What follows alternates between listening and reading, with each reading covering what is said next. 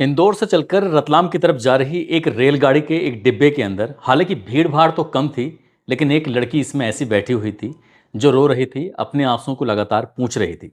आखिरकार उसकी नज़र बाएं दाएं बाएं इधर उधर घूमती थी और फिर से वो अपने ही सोच विचार में लग जाती थी। बहुत देर से, काफ़ी देर से परेशान थी। इसी बीच में उस ट्रेन ने जब अपनी रफ्तार पकड़ी तो लड़की अपनी सीट से खड़ी हो जाती है और खड़ी होने के बाद खिड़की के एकदम नज़दीक पहुंच जाती है, करीब पहुंच जाती है। वो बहुत देर हो चुकी थी उसको ऐसे ही करते करते, लगभग 5 से 10 मिनट के आसपास। इसी बीच में लड़की ने अचानक से ये सोचा कि क्यों ना यहाँ से छलांग लगा दी जाए। जैसे उसने चलती ट्रेन से कूदने की कोशिश की, इसी बीच में कोशिश उसकी नाकाम उस वक्त हो जाती है जब उसके पीछे खड़ा हुआ एक लड़का उस लड़की का हाथ पकड़ लेता है। जैसे ही उस लड़की का हाथ पकड़ता है, उस लड़की को पकड़ के खींच लेता है। अब उस लड़की ने बार बार हाथ को झटकने की कोशिश की, ट्रेन से कूदने की कोशिश की, लेकिन लड़का था कि उसको बहुत कस के पकड़ लेता है और उसे जाने नहीं देता। लड़की लगातार रोए ही चली जा रही थी। जब रो रही थी तो इसी बीच में उस लड़के ने उस लड़की को समझाया बुझाया। उसने कहा, ठीक है, एक बार मेरी बात सुन लो, बात सुनने के बाद जैसा तुम चाहो फिर वैसा ही करना। आखिरकार लड़की तैयार हो जाती है, इस शर्त पर, क्योंकि ट्रेन का सफ़र लंबा था, यहाँ नहीं तो कहीं दूसरी जगह। जैसे ही लड़की लड़के दोनों आपस में बैठकर बातचीत करने लगते हैं, बातचीत का सिलसिला शुरू हो जाता है। लड़की अपनी पूरी कहानी बयां करती है और कहानी बयां करने के बाद उसे प्यार में धोखा मिला था। लड़की कहती है कि मैं अब जीना नहीं चाहती। इसी बीच में लड़का कहता है कि तुम परेशान क्यों होती हो। तभी लड़की ने कहा कि क्या तुम मुझसे शादी कर लोगे। जैसे ही ये बात आती है, अभी उस लड़के ने उस लड़की को देखे हुए 1 घंटा भी नहीं हुआ था कि यहाँ पर एकदम शादी का प्रस्ताव जब दे दिया जाता है तो लड़का उसकी ज़िंदगी के लिए हाँ में हाँ मिला देता है। दरअसल ये एक ऐसी अनोखी प्रेम कहानी है। इस प्रेम कहानी की पूरे प्रदेश भर में चर्चा हो रही है। जहाँ जहाँ तक ये कहानी वायरल हो रही है इंटरनेट की दुनिया में, लोगों को यकीन नहीं हो रहा है। ऐसा लग रहा है कि कोई बनावटी कहानी है। आज की इस कहानी के माध्यम से ये समझने की कोशिश करते हैं कि आखिरकार इस कहानी का शुरुआत कहाँ से होती है, अंत क्या होता है और कैसे ये लड़का लड़की आपस में एक दूसरे से मिल जाते हैं। आदाब, नमस्कार, सत श्री अकाल। मैं उस्मान सैफी। आज की जो सच्ची घटना मैं आपको सुनाने जा रहा हूँ, ये सच्ची घटना है मध्य प्रदेश के एक इंदौर शहर की। इंदौर शहर की कहानियाँ आजकल बहुत ज़्यादा मशहूर हो रही हैं। ऐसी एक कहानी है, MIG थाना क्षेत्र का जनता क्वार्टर्स का एक इलाका है। वहाँ का रहने वाला एक अनिल तिवारी नाम का व्यक्ति है, जो कि नज़दीकी पुलिस स्टेशन यानी कि MIG थाने में जाता है। और MIG थाने में जाने के बाद कहता है कि साहब, 23 अगस्त 2025 की दोपहर लगभग 2 बजे के आसपास का वक्त रहा होगा, उसकी बेटी अचानक से घर से लापता हो जाती है। ये उसका फोटो है। वो लड़की BBA 3rd ईयर की छात्रा है, जो कि एक गुजराती कॉलेज है, वहाँ पर पढ़ती है। पूरी जानकारी, पूरी कहानी उस लड़की के बारे में दी जाती है। बताया जाता है कि मैंने उसे डांट दिया था तो इसी बात पर नाराज़ हो गई थी और नाराज़ होकर घर से चली जाती है। साहब, मेरी बेटी को ढूंढ दीजिए, उसको तलाश कर दीजिए। जब पिता ने पुलिस के सामने अपनी बेटी के बारे में पूरी जानकारी दी तो पुलिस ने इस मामले में गुमशुदगी दर्ज कर ली और दर्ज करने के बाद कहा कि हम अपनी तरफ से पूरे पूरे प्रयास करेंगे, आप बिल्कुल निश्चिंत रहिए, आप भी अपनी तरफ से प्रयास करिए, हम भी अपनी तरफ से प्रयास करते हैं। आखिरकार उस लड़की का जो मोबाइल था वो घर पे ही था। कोई डॉक्यूमेंट्स, कोई कपड़े, कुछ भी नहीं। सिर्फ लड़की जाती है तो अकेली ही यूं ही चली जाती है। कहाँ जाती है, किसके सहारे जाती है, बस पुलिस इस मामले की जांच पड़ताल में जुट जाती है। साथ ही माता पिता अपने तरीके से वो इसमें कोशिश कर रहे थे, आसपास के लोगों से पूछताछ कर रहे थे, उसके साथ पढ़ने वाले जितने भी लड़के और लड़कियां होते हैं उन सबसे पूछताछ कर रहे थे, लेकिन माता पिता को कहीं भी कोई सफलता नहीं मिल पा रही थी। आखिरकार उस लड़की के पास जो मोबाइल होता है उसके डिटेल निकलवाई जाती है और साथ ही घर के एक एक सदस्य से बारीकी से पूछताछ की जाती है कि वो किसके संपर्क में थी, किससे ज़्यादा बातें किया करती थी। कोई भी जानकारी हो तो जो उसकी बहन थी, बहन ने जो भी जानकारी दी आखिरकार पुलिस के लिए वो बहुत कारगर साबित होती है। आखिरकार पुलिस ने जो आसपास के लगे हुए CCTV कैमरे थे, जिस वक्त घर के लोगों ने बताया था कि वो इस वक्त इनकी 23 अगस्त 2025 के दोपहर 2 बजे के आसपास से लापता है, तब पुलिस ने आसपास लगे जितने भी CCTV कैमरे थे उनको भी खंगालना शुरू कर दिया। आखिरकार पता चलता है कि घर से लगभग 3 किलोमीटर दूर एक जगह लगती है लोटस चौराहा, और लोटस चौराहे से विजयनगर की तरफ वो जाती हुई दिखाई देती है। उसने लाल रंग की टी-शर्ट पहनी हुई है। हालांकि उसके पास कोई ऐसा सामान नहीं था जिस सामान को वो अपने साथ लेके जा रही हो। जीन्स और टी-शर्ट पहन के अपने घर से निकली थी, दोनों हाथ उसके खाली होते हैं। आखिरकार पुलिस ने ये देखने की कोशिश की, साथ ही जो बहन ने एक जानकारी दी थी, साथ ही मोबाइल की डिटेल से जो पता चलता है तो एक लड़के का नाम सामने आता है और लड़का का जो नाम होता है वो होता है सार्थक गहलोत। सार्थक गहलोत के बारे में जब पुलिस ने पूछताछ करना शुरू किया है तो आखिरकार उसका भी पता चल जाता है। 24 अगस्त और 25 अगस्त 2 दिन लगातार उस लड़के से पूछताछ की जाती है, उससे हिरासत में लिया जाता है, उससे पूछा जाता है कि आखिरकार लड़की कहाँ है, उसके बारे में जो भी तुम्हें जानकारी है वो सच सच बता दो। जब लड़के से सख्ती से पूछताछ की जाती है, वो कहता है कि साहब अब फिलहाल जो श्रद्धा तिवारी है, जिसको आयुषी भी कहते हैं, अब उसके संपर्क में नहीं है। यकीन करो, उसका जो मोबाइल नंबर है अब उसने उसको ब्लैक लिस्ट में डाल दिया है, वो उससे बात नहीं करती, उसे कोई कोई संपर्क नहीं है। वो लगातार पुलिस को यही तसल्ली दे रहा था। 24 तारीख पूरी निकल जाती है, 25 तारीख पूरी निकल जाती है। जो पहली बार उसने बयान दिया था, वो अपने बयानों पर लगातार अटका हुआ था। इसलिए पुलिस के लिए अब कोई नया रास्ते की जरूरत थी। पुलिस अपने नए रास्ते की तलाश में जुट जाती है, और लेकिन पुलिस को आखिरकार जब कोई सफलता नहीं मिलती है, तब उस लड़की के पिता, जिसका लड़की का नाम आयुषी उर्फ श्रद्धा तिवारी होता है, उम्र उसकी 22 साल के आसपास होती है, 23 तारीख को वो लापता हो जाती है। पुलिस ने 24-25 में एक लड़के से पूछताछ की, जो उसका कथित प्रेमी बताया जाता है। आखिरकार अगले दिन यानी कि 26 अगस्त को उस लड़की के पिता ने किसी पंडित से पूछा, उसने पूछा कि भाई मेरी बेटी लापता हो गई है, क्या उसके बारे में कहीं अता पता हो, कैसे उसके बारे में जानकारी मिल सकती है। तब एक टोना टोटका बताया जाता है कि आप उसकी फ़ोटो घर के दरवाजे पर उल्टी टांग देना और वो लड़की घर वापस आ जाएगी। जैसे बताया जाता है, तो पिता ने ये भी काम किया।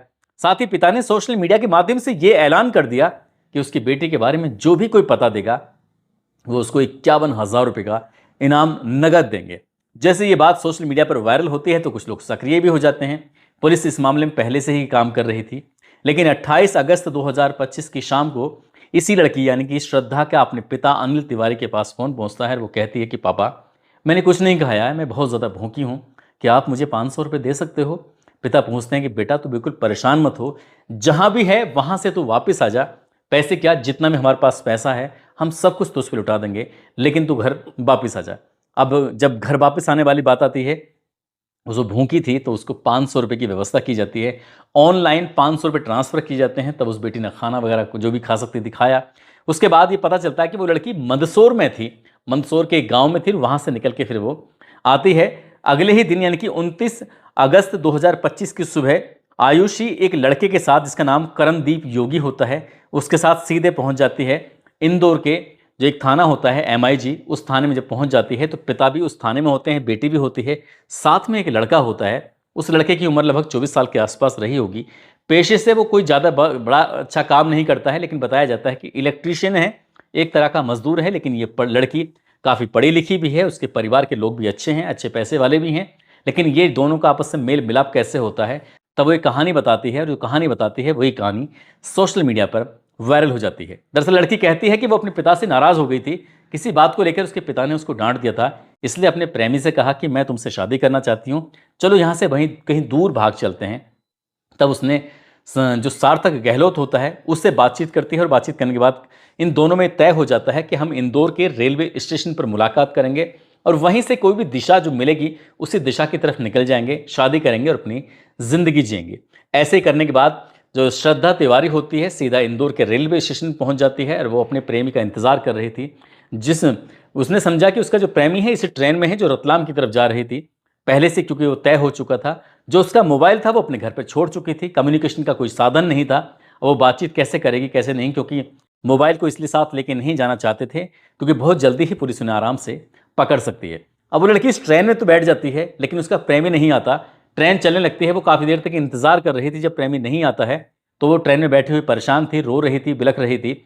हालांकि अपने आंसुओं को काफ़ी छिपाने की कोशिश कर रही थी, लेकिन एक लड़का जिसका नाम होता है करणदीप योगी, वो लगातार उस लड़की पर नज़र बनाए हुआ था। आखिरकार उस लड़के ने उस लड़की को देखा, वो समझ जाता है कि ये लड़की बहुत ज़्यादा दिक्कत में है, परेशानी में है, कहीं ऐसा ना हो कुछ गलत हो जाए। लेकिन जैसा उस लड़के ने सोचा था, ठीक लड़की वैसे ही उसी रास्ते पर जा रही थी। जब जिस ट्रेन की रफ्तार बहुत तेज़ी के साथ चलने लगती है, तब लड़की अपनी सीट से उठती है। उठने के बाद सीधा खिड़की पे पहुंचती है, और खिड़की पर खड़े होने का एक ही मात्र रास्ता था, वो चलती हुई ट्रेन से कूदना चाहती थी। लेकिन इसी बीच में उस लड़के ने बड़ी हिम्मत से काम लिया, साथ ही होशियारी से काम लिया। उस लड़की को इस बात का बिल्कुल भी एहसास नहीं होने दिया, और उसके जस्ट पीछे जाकर खड़ा हो जाता है। जैसे ही लड़की कूदने की कोशिश कर रही थी, तुरंत ही उसने उसको लपक लिया, और लपकने के बाद उसने कहा कि मैं तुम्हें यूं ही नहीं जाने दूंगा। अब इसमें दोनों में काफ़ी बहस भी होती है, एक दूसरे को हाथ से वो लड़का पकड़ने की कोशिश कर रहा है, तो लड़की उसे हाथ झटकने की कोशिश कर रही है, वो कूदने की कोशिश कर रही है, काफ़ी गहमा-गहमी भी होती है। आखिरकार लड़का उस लड़की को समझाता है, बुझाता है और शांत करता है, कहता है कि बस मैं तुम्हारी एक बात सुनना चाहता हूँ। जैसे ही वो लड़के ने बात सुनी, जो मूवमेंट था गुस्से वाला, परेशानी वाला, वो दूर जा चुका था। अब लड़की का दिमाग थोड़ा ठंडा हो जाता है, उस लड़की की बातें सुनती है। लेकिन जब बातें सुन रही थी, तभी उस लड़की ने उस लड़के से कहा कि मैं अपने प्रेमी के लिए घर से निकली थी, लेकिन वो वापस लौट कर नहीं आया। उसने मुझे धोखा दे दिया है। क्या तुम मुझे पूरी ज़िंदगी के लिए अपनाने को तैयार हो? जैसे ही लड़के ने ये बात सुनी, लड़का सोचने पर मजबूर हो जाता है। जब गाड़ी रतलाम जाके रुकती है, आखिरकार वो दोनों उतर जाते हैं। उतरने के बाद यहाँ से मंदसौर पहुँचते हैं और मंदसौर से महेश्वर जाते हैं और महेश्वर से गाँव चोली एक जगह लगती है, वहाँ पर एक मंदिर होता है, वहाँ चले जाते हैं। गाँव चोली में इस लड़के यानी कि करणदीप योगी की मौसी भी रहती हैं। जब वहाँ पहुँचते हैं तभी लड़के ने फैसला कर लिया था, ठीक है मैं तुम्हारा साथ देने को तैयार हूँ, जो तुम कहोगी वो सब करने को तैयार हूँ। इसलिए जब लड़की ने ये बातचीत कही तो लड़का उसको मंदिर लेके जाता है और दोनों मिलकर आपस में शादी कर लेते हैं। और शादी करने के बाद यहाँ से, हालांकि उनकी वो लीगल शादी नहीं थी, जब लड़की ने अपने पापा से 500 रुपये की डिमांड की थी तो उस दिन उसने ये भी डिमांड की थी कि मुझे मेरे डॉक्यूमेंट्स चाहिए ताकि मैं रजिस्टर्ड मैरिज कर सकूं, ताकि मैं एक लीगल तरीके से इस लड़के को अपना सकूं। लेकिन पापा ने जैसे ही बात सुनी, पापा ने कहा परेशान होने की ज़रूरत नहीं है, घर आ जाओ, हम बात करेंगे और तुम्हारी शादी के लिए हम बिल्कुल तैयार हैं। लेकिन लड़का लड़की को पहले से ही शक था, इसलिए उन्होंने एक वीडियो जारी किया और वीडियो जारी करने के बाद कहा कि अगर हमें कुछ होता है तो हमारे पापा जिम्मेदार होंगे और एक दूर के मामा हैं वो भी जिम्मेदार होंगे।